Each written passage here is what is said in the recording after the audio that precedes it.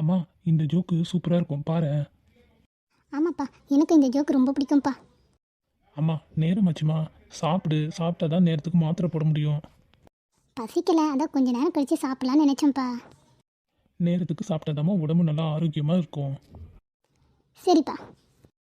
மீனா, அம்மாவுக்கு சாப்பிட எடுத்துட்டு வா. தோசை ரெடி ஆகிட்டு இருக்கு, இன்னும் 5 நிமிஷத்தில் வந்துடும். என்னடா உன் பொண்டாட்டி இன்னைக்கு ரொம்ப சந்தோஷமாக இருக்கா? தெரியலையேம்மா. அத்தை, இந்தாங்க தோசை. மீனா, எனக்கு எடுத்துட்டு வரேங்க. சாப்பிடுமா. உனக்கும் தோசை வரட்டும், நம்ம 2 பேர் சேர்ந்தே சாப்பிடலாம். இந்தாங்க. மீனா, தோசையில இருந்து கம கமன்னு வாசனை அடிக்குதுமா. அப்படியா? இருமா, நானும் மோந்து பார்க்குறேன். அட ஆமாம், எப்பவும் சுடுற தோசை வாசனை இல்லையே, இது கொஞ்சம் வித்தியாசமாக நல்லா இருக்கே. உங்கள் 2 பேருக்கு இந்த தோசை பிடிச்சிருக்கா? அப்படி என்ன ஸ்பெஷல் இந்த தோசையில்? அது வந்து அத்தை, அரிசி மாவு இல்லை, அதனால் முகத்தில் போடுற பவுடரை கரைச்சி தோசை ஊற்றிட்டேன். என்னடி சொல்கிற? என்ன சொன்ன? அரிசி மாவு இல்லாததால் தோசை மாவில் முகத்தில் போடுற பவுடரை போட்டுட்டியா?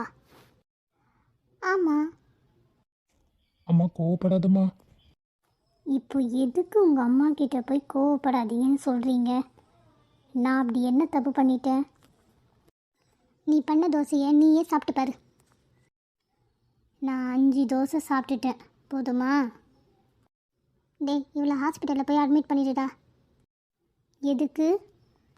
இன்னும் கொஞ்ச நேரத்தில் உனக்கு பேதி பிடுங்கிக்க போகுது, அதனால தான் சொன்னேன். உங்களுக்கு சாப்பிட பிடிக்கலன்னா பிடிக்கலன்னு சொல்லுங்கள், சும்மா எதனா ஒரு குறை சொல்லாதீங்க.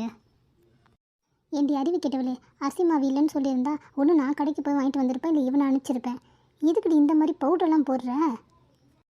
நான் புதுசாக ட்ரை பண்ணுறது உங்களுக்கு பிடிக்கல. ச்சே, என்னடா நான் பாட்ட பேசிகிட்டே இருக்கேன், அவள் பாட்ட போய்கிட்டே இருக்கா? ஏன்டா அழுகுற? அவள் தோசை சுட்டுட்டு இருக்கும்போது அவங்க அம்மா ஃபோன் பண்ணாங்கன்னு அவள் கொஞ்ச நேரம் அவள் ரூமில் போய் பேசிகிட்டு இருக்கும்போது நான் தோசை வாசனை நல்லா இருக்கே சொல்லிட்டு 2 தோசை சாப்பிட்டுட்டோம்மா. இப்போ ஒரே வயிற்றெல்லாம் கலக்குதும்மா. முதல்ல டாக்டர்கிட்ட போகலாம் வாடா.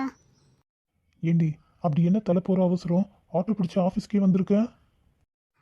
அது இல்லைங்க, நம்ம வேலைக்காரியை காணோம், நீங்களாவது ஆஃபீஸில் இருக்கீங்களான்னு பார்க்க வந்தேன். அடி பாவி, என்ன சந்தேகப்படுறியா? சரிங்க, நீங்கள் போய் வேலையை பாருங்கள், நம்ம நைட்டு பேசிக்கலாம். வரேங்க.